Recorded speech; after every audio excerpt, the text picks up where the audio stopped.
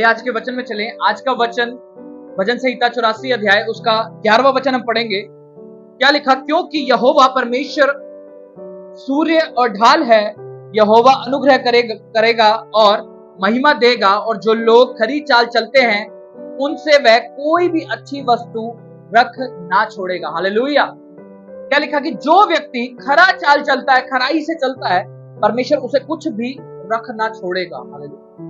अगर हो सके तो ये वचन एक पर्चे पे लिख के या फ्रेम में बना के ना अपने घर में जहां पर आपको सबसे ज्यादा नजर पड़ती है वहां लगा लो, क्योंकि ये वचन इतना ज्यादा सामर्थ्य मैं आपको बता रहा हूं। अगर आप फॉलो करना सीख गए इस वचन को, सच बता रहा हूं, किसी भी चीज में आप लैक नहीं खाओगे, किसी भी चीज में। क्या कहता है कि जो लोग खरी चाल चलते हैं उनसे वह कुछ भी रख ना छोड़ता, क्योंकि यहोवा परमेश्वर सूर्य और ढाल है, यहोवा अनुग्रह करेगा और महिमा भी देगा। हालेलुया। अब मुझे अपने जीवन में देखना है कि जब परमेश्वर कह रहा है कि वो खरे व्यक्ति से कोई भी भली वस्तु रख नहीं छोड़ेगा, कोई भी अच्छी वस्तु, और अच्छी वस्तु की डेफिनेशन आप तय नहीं करेंगे। अच्छी वस्तु की परिभाषा क्या है वो आप तय नहीं करेंगे, वो परमेश्वर तय करेंगे। जिस तरीके से आपके बच्चों के लिए अच्छी वस्तु क्या है, क्या वो आपके बच्चे तय करते हैं? अगर आपके बच्चे बहुत छोटे हैं, 3-4 साल के हैं, 2 साल के, 1 साल के, क्या वो तय करेंगे उनके लिए अच्छी वस्तु क्या है? क्या या आप लोग करेंगे? जाहिर सी बात है, पेरेंट्स तय करते हैं कि बच्चों के लिए अच्छी चीज क्या है, क्योंकि वो अभी उस चीज के लिए समझदार नहीं। आप उनका प्रेजेंट और फ्यूचर देखते हुए उनको क्या करते हो? हर एक वो अच्छी वस्तु देते हो जिससे वो आगे जाकर के बिगड़े नहीं। अच्छी तालीम देते हो, उनको अच्छी शिक्षा देते हो, सब चीज अच्छी देते हो, राइट? क्योंकि आपके माइंड में एक विजन होता है कि ये बड़े होकर के ऐसे निकले। क्या जो आप तैयारी उस बच्चे की करा रहे हो वो आज को देख के करा रहे हो? नॉट सिर्फ आज को देख कर, बड़े होकर भी वो अच्छा नहीं। अगर वो गाली देता है तो आप उसको डांटते हो, समझाते हो, कई बार मारते भी हो कि गाली ना दे। तो उसको पता है कि आज ये जो मीठी मीठी गालियां हमारे को सुना रहे हैं, कल ये यही जाकर के वो हमारे को खाने लगेगी। आज कई फैमिलीज में आपने देखा होगा, बच्चे गाली देते हैं, वो खुश होते हैं पेरेंट्स। हम भी उनमें से एक थे पहले, कि नहीं? छोटे छोटे बच्चे गाली देते हैं, वो खुश होते हैं माँ बाप, तो मेरा बच्चा गाली दे रहा है, बहुत अच्छा था। लेकिन आज जब हम विश्वास में आ गए तो हमें समझ है कि बच्चे को कैसी तालीम देनी है ताकि ये बड़े होकर हमारे को नुकसान ना पहुंचाए, अपने जीवन को नुकसान ना पहुंचाए। तो आप उसकी अच्छाई को उससे बेहतर जानते हो। उसी तरीके से जब हमारी और परमेश्वर की बात आती है तो परमेश्वर हमारी अच्छाई को हमसे बेहतर जानते हैं। आज हम हो सकता है हम 20 साल के 22 साल के व्यक्ति हों ना, उसमें तो पूरी समझ आ जाती है अच्छे बुरे की। आज मैं मांग रहा हूं कि अपने पेरेंट्स से मुझे बाइक दे दो, दे दो, दे दो, क्या वो कल मेरे लिए एक एक्सीडेंट का कारण तो नहीं बन सकता? या मुझे आज समझ है कि उसको किस तरीके से चलाना है, या उसको मैं अपने काम के लिए ले रहा हूं या सिर्फ हवाबाजी के लिए? तो परमेश्वर जानता है कि मेरे लिए क्या अच्छा है। तो इसीलिए सबसे पहला तो अच्छे की परिभाषा अपने आप से तय नहीं करना, खुदा के ऊपर निर्भर रहना, क्योंकि वो कहता है कि हर एक भली वस्तु क्या है, ऊपर से आती है। हालेलुया। और जो भी वह देता है उसमें दुख नहीं मिला। इसीलिए उस पर निर्भर होना सीख लो, क्योंकि बहुत बार हम अपनी इच्छा से चीजों को हासिल करने की कोशिश करते हैं, अपने प्लेजर के हिसाब से, अपनी जो मेरे मन को भाती है उसको हम पाने की कोशिश करते हैं, वरन वो खुदा की ओर से है ही। इसीलिए आज आपको मैक्सिमम लोग ना कुड़कुड़ाते हुए दिखेंगे अपनी लाइफ में, आप देखिए, क्योंकि जब वो मांगते हैं तो वो पाते नहीं, जब वो पाते नहीं तो फिर उनके अंदर कुड़कुड़ाहट आती है। ये बात बाइबल में लिखी। उनके अंदर क्या होता है? आपस में लड़ाई झगड़े होते हैं, क्योंकि वो गलत मंशा से मांगते हैं चीजों को। क्योंकि एक 20,000 वाला मोबाइल भी सेम काम कर रहा है और एक 50,000 वाला मोबाइल भी सेम काम कर रहा है।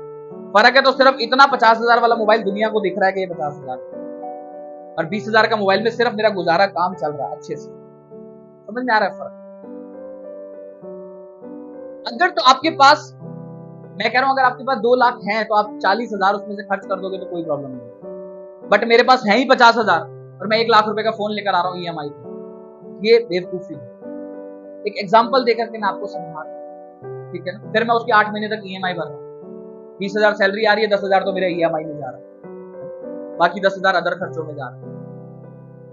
तो मेरे लिए क्या अच्छा है वो खुदा मेरे से पहले जानता है। इसीलिए जब हम उसको सौंप देते हैं तो हम अपने जीवन में क्या है, खरी चाल चलने की शुरुआत। इसके ऊपर जब हम वचन पढ़ेंगे, देखो 10वें वचन में क्या लिखा है क्योंकि तेरे आंगनों में एक दिन और कहीं के 1000 दिन से उत्तम है दुष्टों के डेरों में वास करने से अपने परमेश्वर की भवन की डेवड़ी पर खड़ा रहना ही मुझे अधिक भावता है। हालेलुया। अब वचन की गहराई को समझना। कहता है क्या लिखा देखो, दुष्टों के डेरों में वास करने से अपने परमेश्वर के भवन की डेवड़ी पर खड़े रहना मुझे ज्यादा भावता होता है। क्योंकि आप समझो, जब आप दुष्टों के महल में भी रह रहे हो ना, या दुष्टों की बहुत बड़ी बड़ी गाड़ियों में भी घूम रहे हो, उससे बढ़िया तो परमेश्वर की एक 2 पहिया साइकिल पे भी चल रहे होगे ना, वो ज्यादा आपको मन भावना लगेगा। और नहीं भी लग रहा हो ना, आगे जाके वो आपके लिए ज्यादा ब्लेस्ड होगा। मैं आपको आज वो संगति जो आपको ज्यादा अट्रैक्टिव लग रही हो ना, आज यार उन संडे को जा रहे हैं घूमने के लिए, मेरे दोस्त मैं भी जाऊं, वो जो ज्यादा अट्रैक्टिव लग रही होगी ना, उससे ब्लेस्ड आपका संडे भवन के अंदर होगा। मैं आपको आज वो आपके लिए ज्यादा बड़ी टेस्टिमनी लेकर के आएगा। वो आपके लिए ज्यादा बड़े जॉय को आपकी लाइफ के अंदर क्या करेगा, वो देगा। क्योंकि आज आप कितने लोग, मैं आपको दिखा सकता हूं ऐसे जो मसीह से दूर हुए ना, आज वो अपनी लाइफ नशों में बिता रहे, आज वो अपनी लाइफ व्यभिचार में बिता रहे। और वो उस समय आनंदित थे, लेकिन कुछ समय रहते अपने आप को खुदा के साथ जोड़ा नहीं, धीरे धीरे धीरे परमेश्वर से दूर होते रहे ना। जब हो रहे थे गलत, खुदा के साथ रहते रहते, तब ये मालूम नहीं था कि वो समय भी आ जाएगा जब हम खुदा से दूर होंगे। और जब दूर हो गए तो बाइबल में लिखा है कि वो विश्वासी जो प्रभु में आकर के बैकस्लाइड होता है, उसकी जो सिचुएशन है वो पहले से भी ज्यादा बुरी होता है। और वो होता है क्योंकि अब जब आप एक बार शैतान के बैरी बन गए तो आप बन गए ना, आप उसके बैरी बन गए, फिर वो आपकी कंडीशन को और बुरा करेगा। अगर आप परमेश्वर के साथ खड़े रहते हैं तो आप आनंद पे आनंद प्राप्त करते जाएंगे और बल पे बल प्राप्त करते जाएंगे। हालेलुया।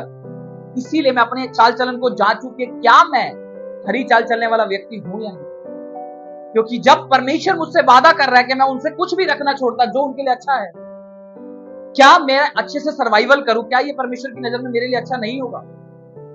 मेरा जो पालन पोषण है वो अच्छे से हो, मेरे घर में 3 टाइम का खाना हो, अच्छे से सुख सुविधा सारी हो, क्या ये परमेश्वर की इच्छा नहीं होगी? बिल्कुल। तो क्या परमेश्वर मुझे उन चीजों से ब्लेस नहीं करेगा? बिल्कुल करेगा, अगर मैं खरी चाल चलने वाला व्यक्ति हूं। अब सबके माइंड में एक क्वेश्चन घूम रहा हो कि परिभाषा क्या है खरी चाल चलने वाले व्यक्ति? खरी चाल चलने वाले की व्यक्ति की परिभाषा क्या है? ऊपर मैंने एक लाइन पढ़ी, उसमें से आप वचन को समझना। क्या लिखा कि दुष्टों के डेरों में वास करने से अपने परमेश्वर की भवन की डेवड़ी पर खड़ा रहना ही मुझे ज्यादा उत्तम भाता है। एक वचन है कि बेईमानी के लाख रुपए कमाने से मुझे ईमानदारी के 20,000 रुपए ज्यादा अच्छे लगेंगे अगर मैं परमेश्वर के लिए। थोड़ा धन ज्यादा अच्छा है, तो अपने आप को आप खुदा की इच्छा के हिसाब से रिस्ट्रिक्ट जब करना शुरू कर देते हो, अपने आप को डिनाई करते हो, वहां से आप खरी चाल चलना शुरू करते हो। कुछ कैरेक्टर्स होते हैं, अभी मैं आपको आगे बताऊंगा खरे व्यक्ति कैसे होते हैं। एक बाइबल में लिखा कि एक व्यक्ति की हाँ की हाँ और ना की ना होनी चाहिए। ये सबसे बड़ा कैरेक्टर है खरे व्यक्ति का, कि बात सही है तो सही है, गलत है तो गलत है। कई लोग होते हैं जिनको झूठ बोलने की बहुत ज्यादा आदत, बहुत ज्यादा। विश्वास में आने के बाद नहीं ऐसे हुआ, नहीं इतना ही कमाया था, तो पार्टी इतनी पेमेंट दे गई थी। होता है ना ऐसे, कई लोग बहुत आदत होती है झूठ बोलने, बेईमानी करने। आप खरी चाल को डिनाई कर रहे हो। यूसुफ के माइंड में था कि व्यभिचार नहीं करना है तो नहीं करना है, चाहे मैं यंग हूं तब भी नहीं, चाहे मैं आज कुआरा हूं तब भी मैं उस व्यभिचार को गले नहीं लगाऊंगा, क्योंकि ये परमेश्वर को नहीं भाता। अय्यूब भी अपने जीवन में खरी चाल को चला। कई लोग होते हैं कि यार मैं तो अनमैरिड हूं, क्या हो गया, मैं एक्स्ट्रा रिलेशंस में हूं तो क्या हो गया? आप परमेश्वर के वचन से अपने आप को देखो, अपनी इच्छाओं को आप कंट्रोल रखो, ताकि जब समय आए ना, जब आपकी मैरिज हो तो आप वो लाइफ ब्लेस्ड तरीके से काटने पाओगे। वैसे नहीं जैसे आम लोग आप देखते हो, वाइफ हस्बैंड का सर कूट रही है, हस्बैंड वाइफ का सर पकड़ के घुमा रहा है, वही चल रहा है सबके घरों में। अगर आप चाहते हो एक ब्लेस्ड जीवन को देखना, तो जब आप उस स्टेज से पहले हो तो उसको पवित्रताई के अंदर हो। अगर आप उस समय, क्योंकि बाइबल में लिखा है कि समय को बहुमूल्य समझो, इंपॉर्टेंट समझो कि जो समय मैं जी रहा हूं वो समय इंपॉर्टेंट है हर किसी की स्टेज के हिसाब से। अगर आप एक अनमैरिड पर्सन हैं तो वो समय आपका पवित्रता में बोने के लिए है, ठीक है। अगर आप एक मैरिड कपल हैं तो आपका अब उस समय उद्देश्य है कि दोनों को मिलकर के प्रभु के नाम की महिमा करना, दोनों को मिलकर के एक संग रहना, उसका भी एक अलग उद्देश्य है, क्योंकि परमेश्वर ने जब एक रिश्ते को बनाया तो उसका एक उद्देश्य बनाया कि दोनों मिलकर के क्या करें, प्रभु के नाम की महिमा। पहले आप अनमैरिड अपनी अपनी जगह पर करते थे, फिर दोनों मिलकर के। जब आप परमेश्वर के उद्देश्य से खरी चाल को फॉलो करते हो तब आप वो चीजों को भी हासिल करने के लिए अपने आप कैपेबल हो जाते हो, अपने आप कैपेबल हो जाते हो।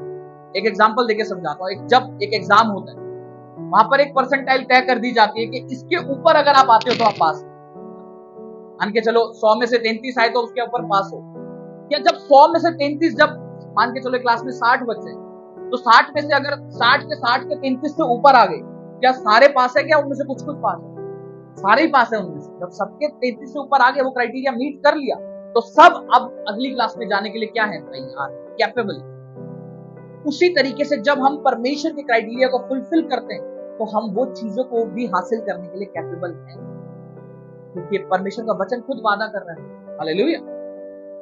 इसीलिए मुझे अपने जीवन में अपने आप को देखना है कि क्या मैं खरी चाल चलने वाला व्यक्ति हूं या नानुकुर करने वाला तो नहीं, कुरकुर करते हुए काम करने वाला तो नहीं हूं। क्या जो बात वचन में कह दी, क्या मैं उसके हिसाब से चलने वाला व्यक्ति हूं? क्या उसमें अपनी मिलाने वाला हूं?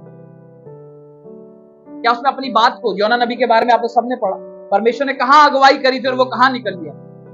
परमेश्वर ने कहा तो तू वहीं आएगा जहां मैं लेके जाऊंगा।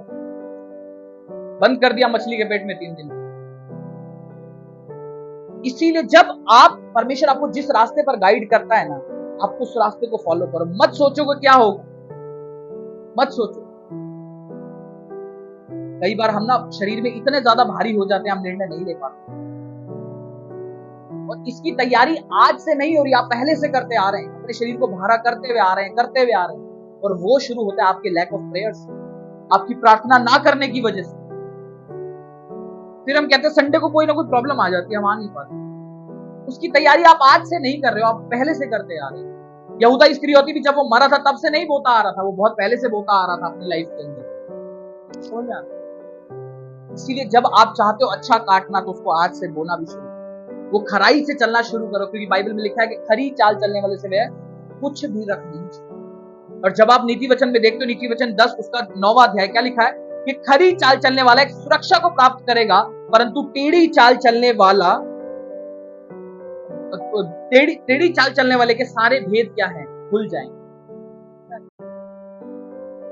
नीति वचन 10 उसका 9 क्या लिखा कि खरी चाल चलने वाला एक सुरक्षा को प्राप्त करता जाएगा और टेढ़ी चाल चलने वालों के सारे भेद क्या है? खुल जाएंगे। आने वाले समय में हर एक चीज क्या है? उनकी एक्सपोज कर दी जाएगी। लेकिन जो खरी चाल चलता है, परमेश्वर उसको सुरक्षित रखेगा हर जगह। आप देखो यूसुफ, जिसने व्यभिचार को डिनाई करके पवित्रताई को पकड़ के रखा,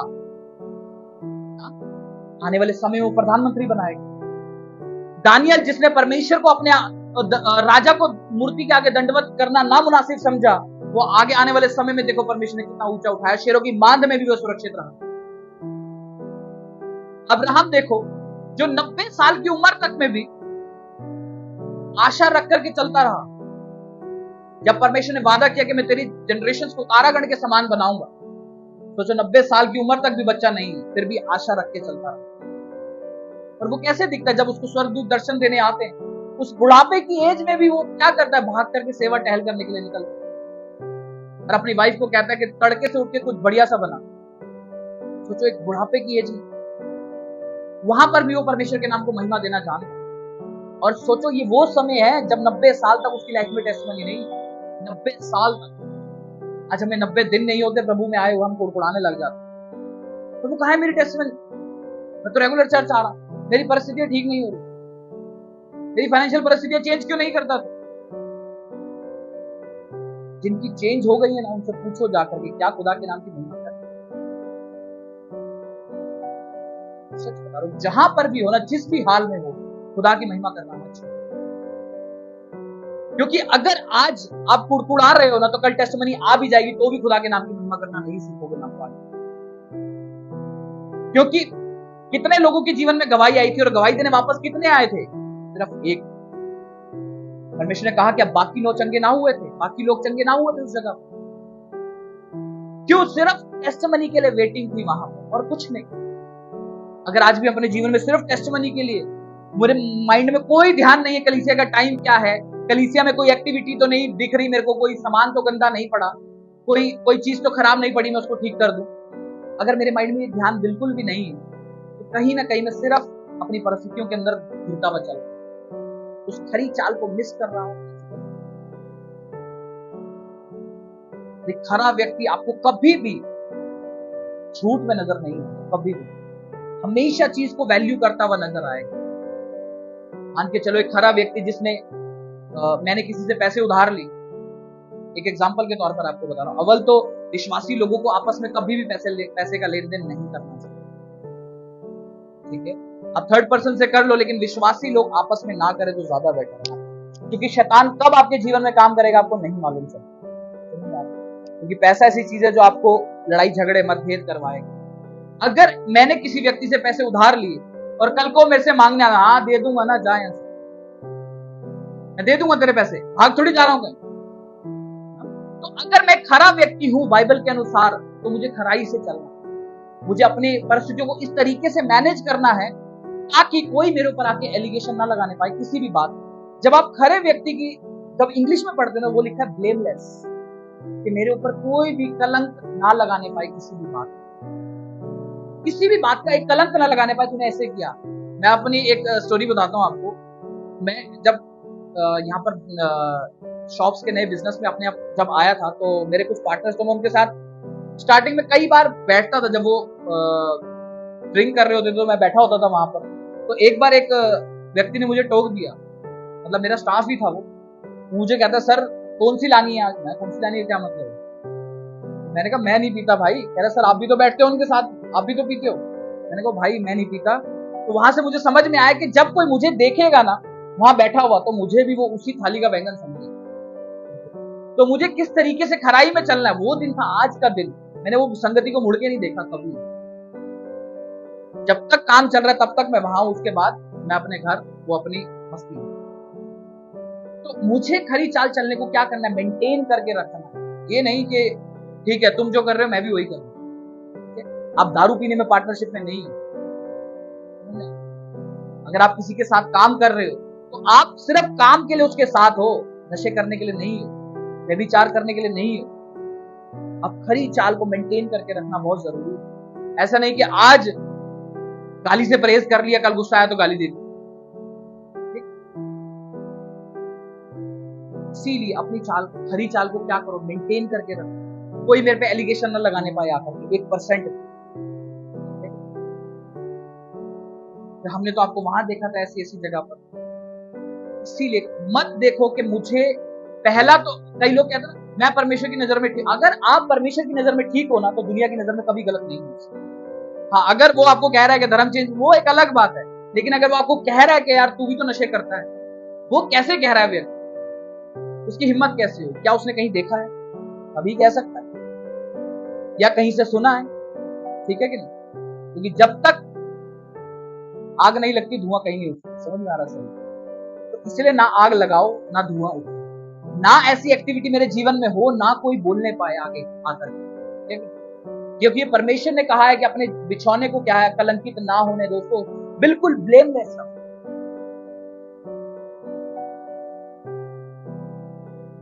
इसीलिए जरूरी है कि मुझे खरी चाल अपने जीवन में चलना है, जैसा वचन मुझे फॉलो करता, गाइड करता, उसमें कुछ अपनी बात नहीं मिलानी, जैसा एग्जैक्ट गाइड करता। ठीक है, जैसे मैं आपको उधार लेने का एग्जांपल आपको बता रहा हूं। मैंने बाहर कितने लोग देखे, मैं अपने बिजनेस में भी काफी ऐसे लोग देखता हूं ना, कि जब वो पैसे तो ले लेते हैं, बट जब मांग देने की बारी आती है ना, होंगे भी ना तब भी कहेंगे दे देंगे ना, कोई भागे थोड़ी जा रहे हैं, दे देंगे पैसे, भागे जा रहे हैं पेमेंट लेके, आप दे देंगे, जब आएगा तब दे देंगे। ठीक है, लेकिन ये बात मैंने अपने फादर से सीखी, हालांकि वो अविश्वासी है, बट फिर भी ये बात मैंने उनसे सीखी है कि जिसका देना है ना, अब वो पहले दे।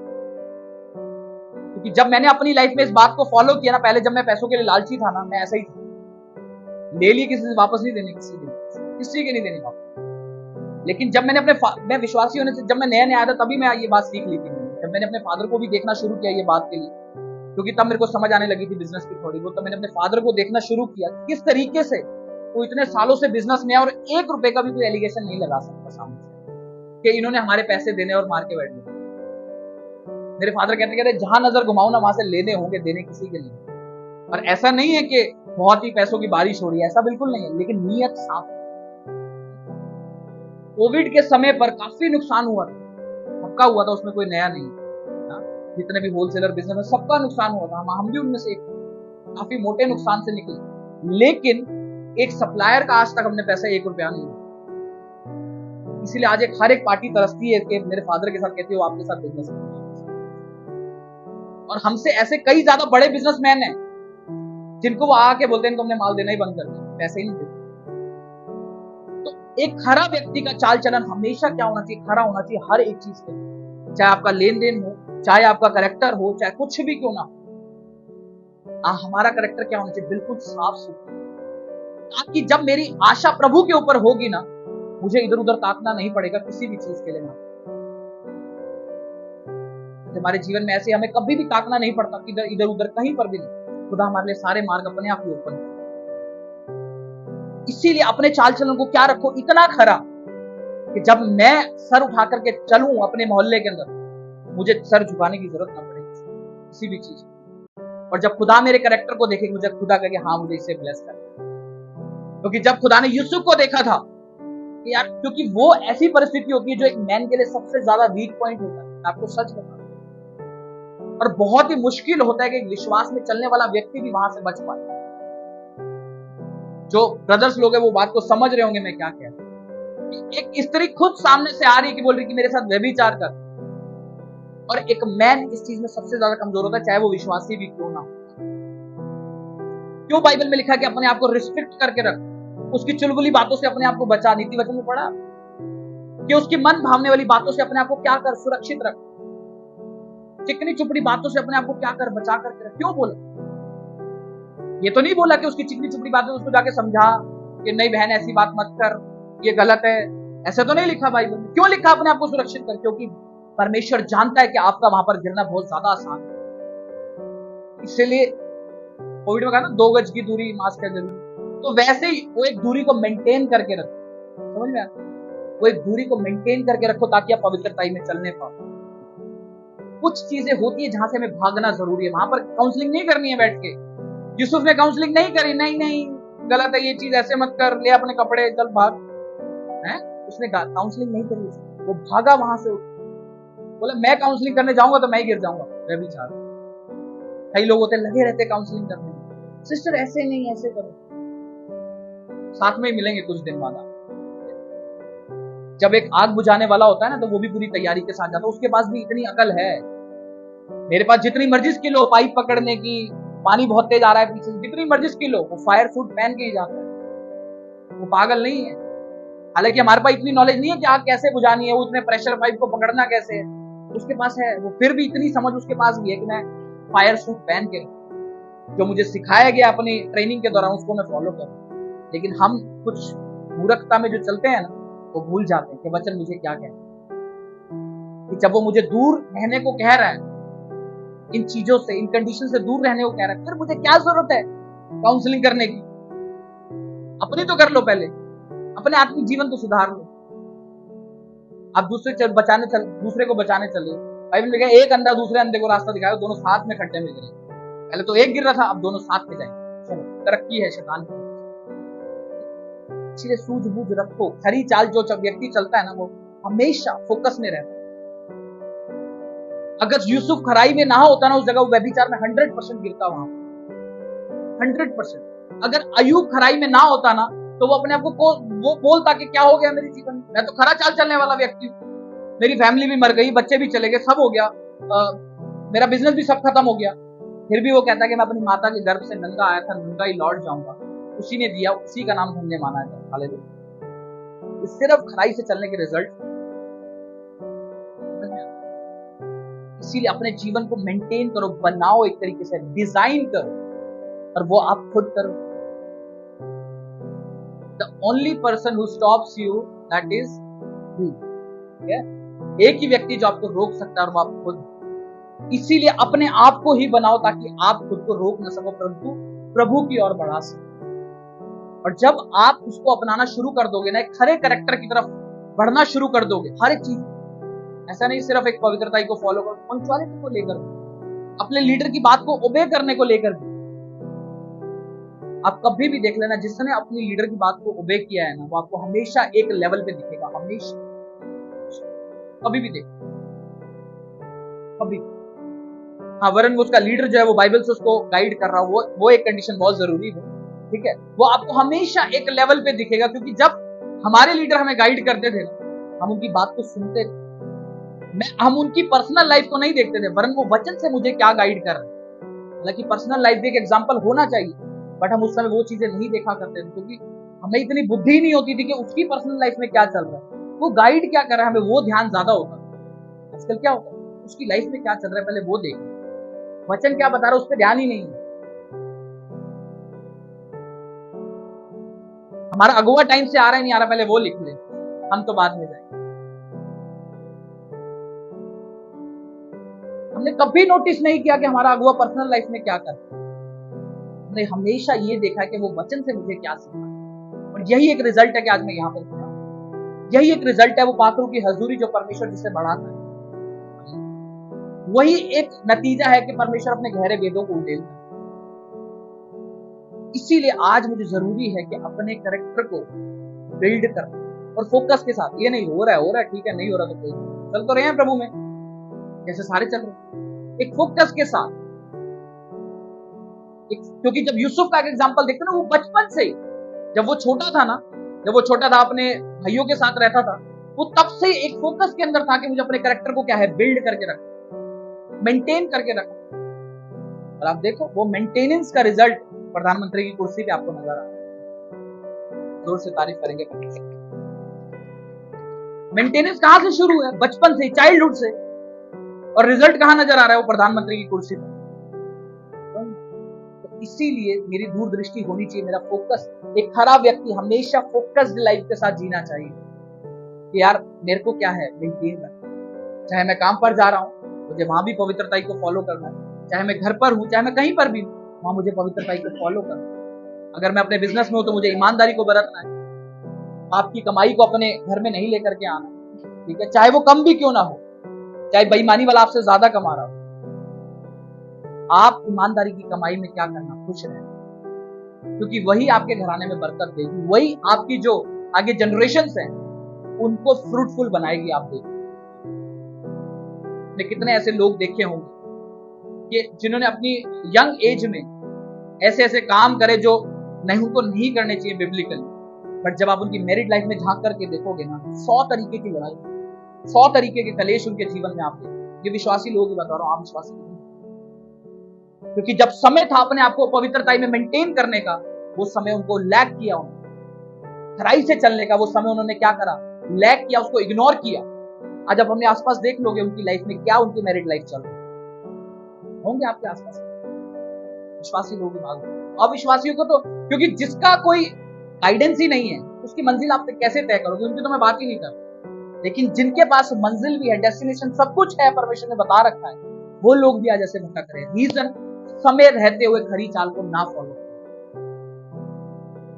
फिर जब बोया हुआ काटने का समय आता ना, फिर सर पकड़ के बैठे रहते, फिर दूसरों से कहेंगे प्रार्थना कर दो, हमारे लिए प्रॉब्लम हो रही है, ये हो रहा है, वो हो रहा है। जब समय था राइट टाइम पे खरी चाल चलने का, वहां पे इग्नोर क्यों किया? बाइबल भी तुम पढ़ते थे, तुम्हारा अगुआ भी तुम्हारे को गाइड करता था, फिर भी तुमने, क्योंकि आपका अगुआ सिर्फ आपको गाइड कर सकता है, आपकी रिपेयर कर सकता है, लेकिन आपको पकड़ के खुद काम कराएगा नहीं, आपको करना खुद ही पड़ेगा। आप ब्लेस्ड हो, क्योंकि कई ऐसे लोग हैं जो बिना अगुए के भटक रहे हैं, एक तरीके से इनका चरवाहा नहीं होता ना, वैसी भेड़ों की नहीं भटक, या तो उन्होंने चुनना मुनासिब नहीं समझा, क्योंकि ऐसा नहीं है कि कहीं अगुए नहीं है, परमेश्वर का वचन कहीं बट नहीं रहा, जरूर सबके आसपास होता है। उन्होंने खुद ने डिनाई किया, खुद ने डिनाई किया कि मुझे संडे चर्च नहीं जाना, वो आपकी मर्जी है, नहीं, कोई भी आपको जबरदस्ती घसीट कर नहीं लेके। लोग कहते हैं पैसे मिलते हैं, अरे यहाँ तो फोर्स भी नहीं किया जाता आप संडे को, सिर्फ गाइड किया जाता। क्योंकि वो संडे चर्च इतना ज्यादा ब्लेसिंग होता है हमारे लिए कि हमको वो चलने के लिए प्रेरित करता है प्रभु। इसीलिए अपनी खरी चाल को क्या करो, मेंटेन करो, जैसे यूसुफ ने मेंटेन करके रखा। और जिसने नहीं पढ़ा वो दोबारा पढ़ो यूसुफ के बारे में, आपको मालूम चले फ्रॉम द चाइल्डहुड, उसके बचपन से ही वो खुदा के साथ सम्मिलित रहा। बचपन से क्या उसको मालूम था कि खुदा मुझे प्रधानमंत्री बनाने वाला है? नो, सिर्फ खुदा की आज्ञा थी उसके पास कि पवित्रताई में चल, खरी चाल को चल, सिर्फ ये आज्ञा थी। आज मैं आपको बोल दूं अनुज भाई कि परमेश्वर आपको 10 साल बाद तक प्रधानमंत्री बनाएगा, एकदम सटीक चाल चलना परमेश्वर के साथ। आप आज ही से शुरू हो जाओ। पता है किस लिए शुरू हो जाओगे? 10 साल बाद प्रधानमंत्री बने, 10 साल तक पूरी पवित्रताई में, पूरे ईमानदारी से, पूरी प्रार्थनाओं के साथ सब कुछ चला जाएगा, क्योंकि नजर कहां है? प्रधानमंत्री की कुर्सी। उससे भी बड़ा मालूम पता है हमारे जीवन में क्या है? उससे भी बड़ा मालूम पता है क्या हमारे जीवन में? नहीं मालूम किसी को?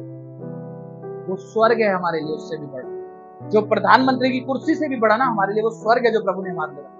तो क्या हम उसके लिए सटीकता से नहीं चल सकते? क्या उसके लिए हम पवित्रता को फॉलो नहीं कर सकते? क्या उसके लिए हम ईमानदारी से प्रार्थनाओं के साथ खुदा के पीछे नहीं चल सकते? यस और नो? यस और नो? हालेलुया। क्योंकि जब हम संसारिक चीजों के लिए इतना ज्यादा एक्साइटेड रहते हैं, जैसे मैंने एग्जांपल दिया कि प्रधानमंत्री कुर्सी परमेश्वर आज ही बोलते कि मैं तुझे 5 साल बाद या 10 साल बाद बिठाऊंगा, तो हम सब ईमानदारी के साथ चलेंगे कि नहीं? सारा काम धंधा छोड़ देंगे, बोले 5 साल बाद तो प्रधानमंत्री बनना ही, छोड़ना आज क्या काम कर, 5 साल बाद राज करेंगे। तो आज प्रभु के साथ पीछे चलना शुरू कर दो कि एक भी गलती ना हो कि प्रभु कहते कि नहीं नहीं ये गलती हुई, आज तू नहीं बनी।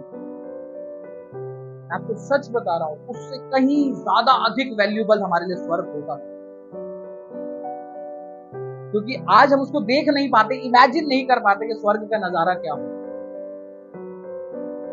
जाके ना वीडियो देखना यूट्यूब पे, वहां पे हेवन और हेल करके आप डालोगे ना तो वहां पे वीडियो आ जाएगी दोनों की, कि स्वर्ग की वीडियो क्या है और हेल की वीडियो, नर्क की वीडियो क्या है। आपको मालूम चले नर्क हमारी सोच से भी ज्यादा डरावना है, हमारी सोच से भी ज्यादा, हम इमेजिन भी नहीं कर सकते, उससे भी ज्यादा डरावना।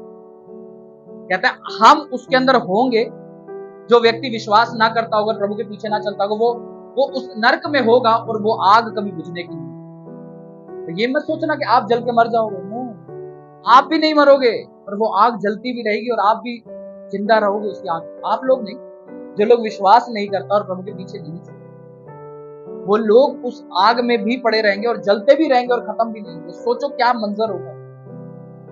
इसीलिए वक्त रहते उस स्वर्ग के लिए लालची हो जाओ, बजाय वो कुर्सी के लिए जिसकी मैं बात कर रहा था। ठीक है, वो स्वर्ग के लिए लालची हो जाओ और परमेश्वर के सटीकता से एक खरी चाल चलते हुए जीना शुरू कर दो। हालेलुया। ताकि जब परमेश्वर आए तो कहे हाँ मैं इसको अपने साथ लेकर के जाऊं। जब रैप्चर हो तो आपके साथ वाले से पहले आप उठाए जाए। भाई उन्होंने लिखा है कि 2 लोग होंगे तो उनमें से एक उठा लिया जाएगा और एक रह जाएगा।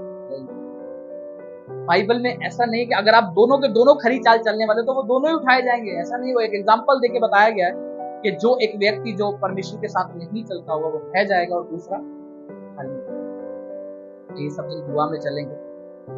धन्यवाद करते हैं मेरे सामर्थी खुदा, मेरे परमेश्वर खुदावन, मैं आपका धन्यवाद करता हूँ मेरे परमेश्वर खुदा, तेरे वचन में प्रभु जिस तरीके से आज हमने सीखा कि प्रभु जो भी व्यक्ति खरी चाल चलता है मेरे परमेश्वर, उससे तू कुछ भी उत्तम व्यक्ति रख नहीं छोड़ता मेरे परमेश्वर खुदा। मैं प्रार्थना करता हूँ जिन सभी लोगों के लिए मेरे परमेश्वर खुदावन, जितने भी लोग प्रभु तेरे पीछे चलने वाले हैं प्रभु, एक खराई से चलने वाले होने पाए मेरे परमेश्वर प्रभु। किसी भी वस्तु को, किसी भी व्यक्ति को प्रभु तेरे से उत्तम ना रखने पाए अपने जीवन में मेरे परमेश्वर, ताकि प्रभु जब वो तेरी और ताके मेरे परमेश्वर, जब तू उनकी और ताके मेरे परमेश्वर, एक फेवर देने के लिए ताके मेरे परमेश्वर, एक फेवर, एक जॉय देने के लिए, एक आनंद देने के लिए उनके जीवन में ताके मेरे परमेश्वर खुदा। मैं तेरा धन्यवाद देता हूं मेरे परमेश्वर।